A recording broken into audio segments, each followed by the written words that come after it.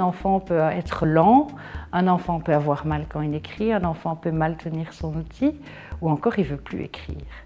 Parce que les copains se moquent de lui, parce que les professeurs ne veulent plus corriger, parce qu'il n'a que des remarques négatives par rapport à son écriture.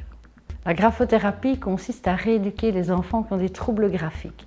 Alors ça se présente sous différentes formes. Certains enfants ont mal quand ils écrivent, d'autres sont lents, d'autres sont cochonnés, ils en ont marre des remarques à l'école et en fait, ils finissent par ne plus vouloir écrire ou alors à être tout à fait découragés, à ne plus prendre de notes et alors à ce moment-là, évidemment, c'est toute la scolarité qui en pâtit.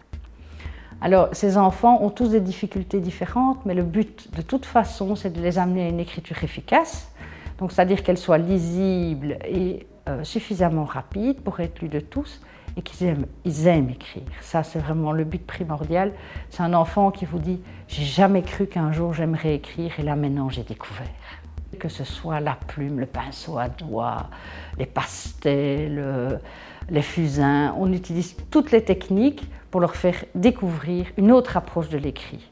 La graphothérapie, elle touche à l'écriture. L'écriture, ça reste une carte de visite. C'est quelque chose qu'on laisse derrière soi, qu'on donne au professeur, qu'on envoie à un camarade, à ses grands-parents. Et on donne quelque part une image de soi.